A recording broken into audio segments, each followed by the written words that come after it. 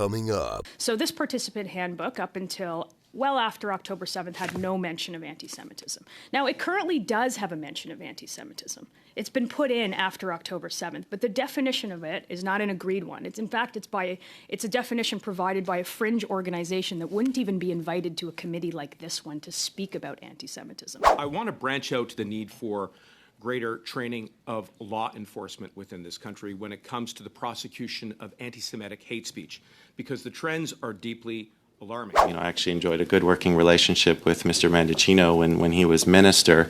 One of our first reports was on the rise of ideologically motivated violent extremism. And I took note in your opening comments about the just how police and security services were not really acting on the laws that were already on the books. If leadership comes from the top, this is exactly the wrong kind of leadership we need in the face of a B'nai B'rith report that shows that anti-Semitism since October 7th has spiked by 208%. Wouldn't you agree? There was also budget funding for this starting this year to the Department of Justice for specialized training to Crown prosecutors to raise awareness in the judiciary about the unique dynamics of hate crime. So as well, if there are any suggestions on that. This guy's garage. Like and subscribe. The Canadian Foreign Service Institute either produces or shares with the Department of Foreign Affairs. What I see here is about 80 pages of training materials on anti-racism. And I start specifically with Global Affairs Canada. I know that you have a long esteemed career at Foreign Affairs, but 80 pages of anti-racism and all of the terms you can imagine and all of the sort of myths and facts that, frankly, in my opinion, in some cases invert history. But not a single mention of anti-Semitism in any of these documents. So, I mean, the question is do you really think that the government of Canada can combat anti-Semitism if it fails to mention it in its own anti-racism training documents? Okay, I wasn't sure if you were saying you had a couple of questions.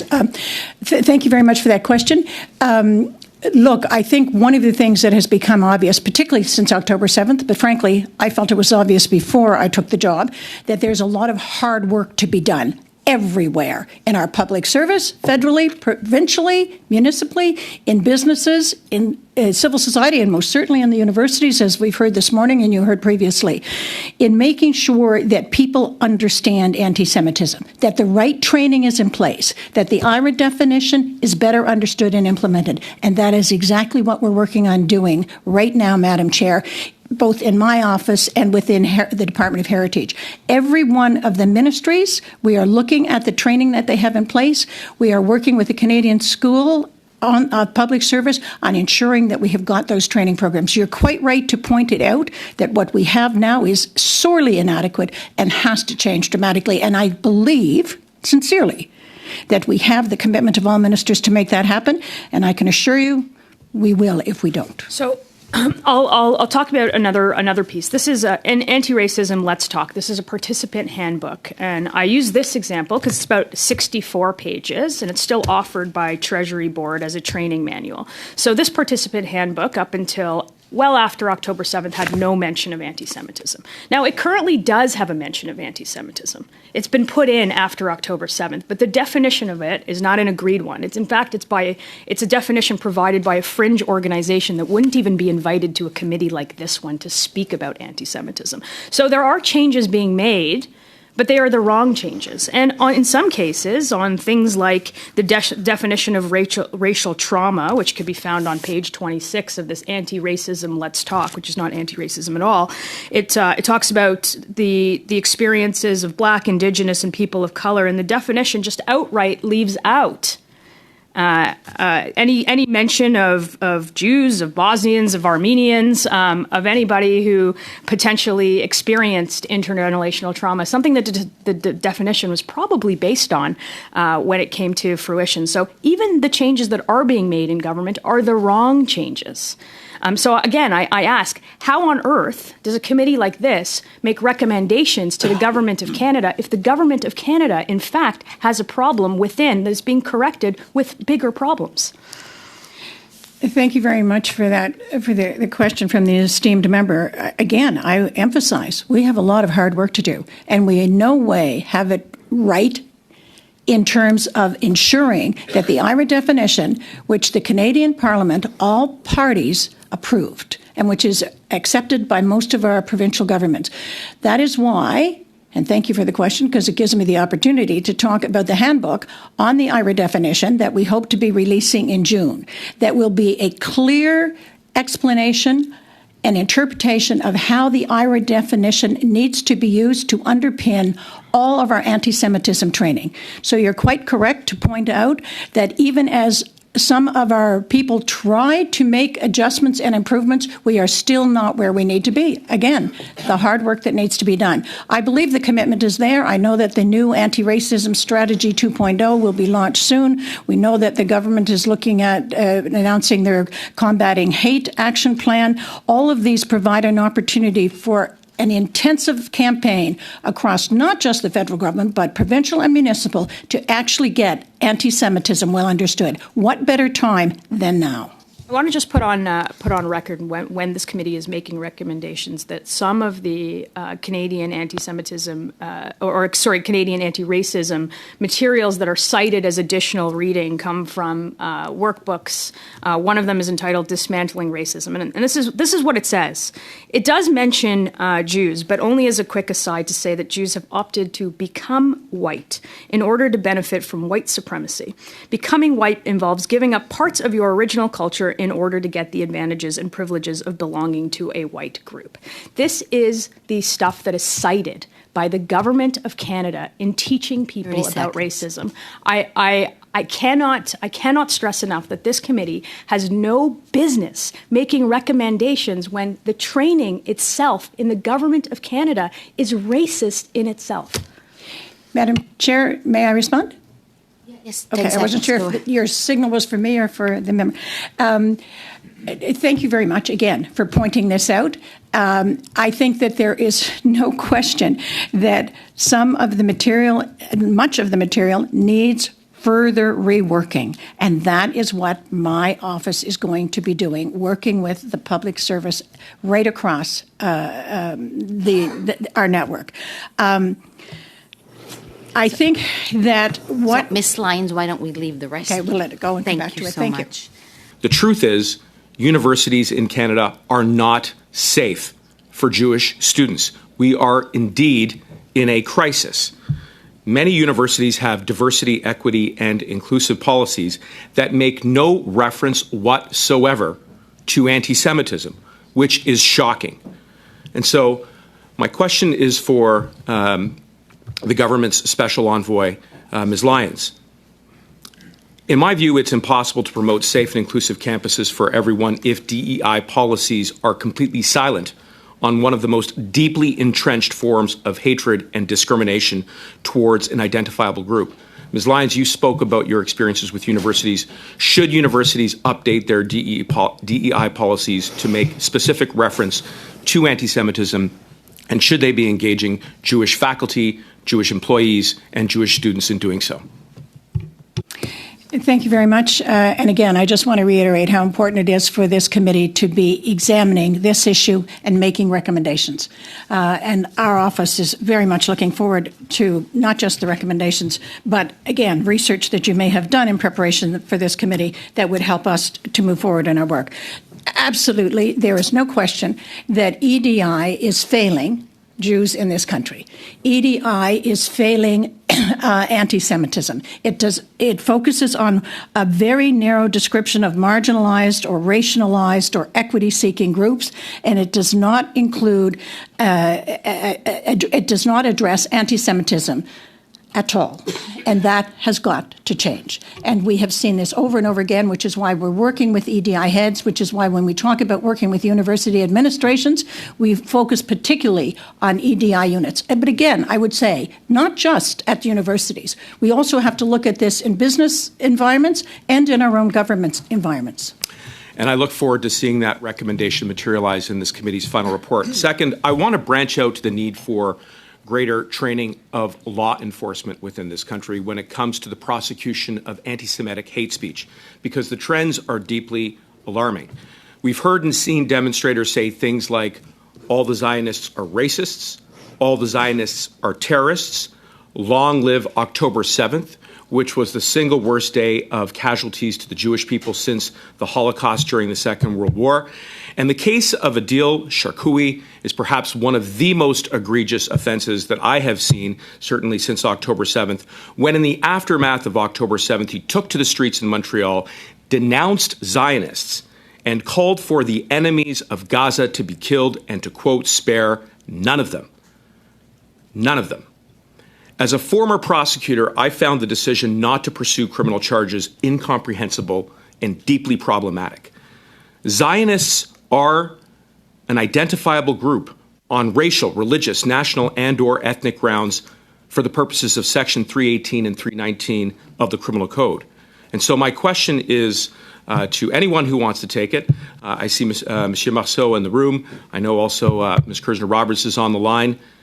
Do we need greater training of law enforcement, including police and prosecutors, to understand what anti-Semitic hate speech is and to ensure that in the application of our existing laws that we are keeping our communities safe? Monsieur Marceau? Merci, Monsieur le Député. Well, thank you, sir. We need better training. I mentioned this. Judges need to be better trained. Law enforcement need to be better trained. The entire system needs to be better trained. There is a lack of understanding of what anti-Semitism is and how pervasive it is. I am with you. I am flabbergasted by the decision not to prosecute the imam that you talked about. To me, I was blown away that he was not prosecuted. I was blown away that the organizer of that demonstration gave him the microphone, knowing who this person is. And what we heard also on Parliament Hill on April the 18th, the heart of Canadian democracy is unacceptable. I understand that the OPS, the Ottawa Police Services, is still investigating. It shouldn't be that hard. We heard what they said. Thank you. Thank you for that. Should we do away with this kind of religious exception in the legislation, which allows for what would otherwise be considered crimes on the sole basis of a religious text in which one believes? Thank you very much for that question. I would have to say that I was very impressed with the recommendation that came forward from your party on this. And we have seen with this recent case in Quebec the implications of using a religious defense.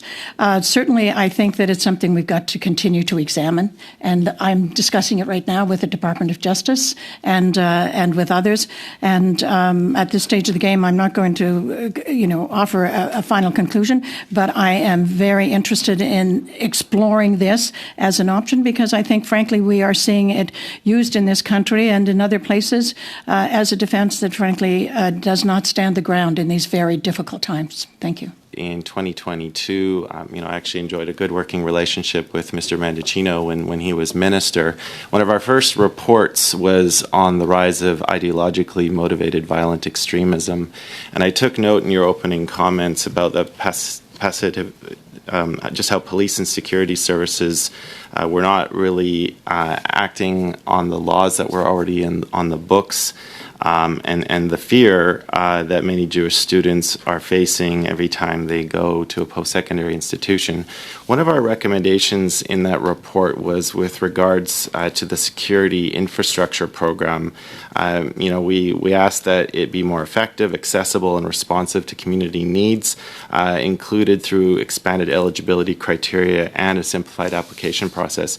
I know that the 2024 budget does increase the funding for that program, but is there anything that you would like to see this committee recommend with respect to that program and how it may be tailored to address some of the things that you've outlined so clearly? Thank you, Mr. McGregor. Think about it. For Jews, to go to synagogue, it's like for many people going through the airport. Like there's somebody at the door, security. Imagine your school, imagine your church or your temple, or you must having to go through that level of security. And it is very expensive for members of the Jewish community when they belong to a synagogue to have to pay for this. So we're grateful that this program was put into place by the Conservative government. We are grateful that it has been bona fide under this current government. We are grateful that it seems to have support from every political party, but it can be bettered. And one of the things, and I'll close on this, Madam Chair, one of the things that I would suggest this committee looks at is the community security trust. That's the British model that creates a synergy between the Jewish community and law enforcement to make sure that the security is dynamic and it's not simply helping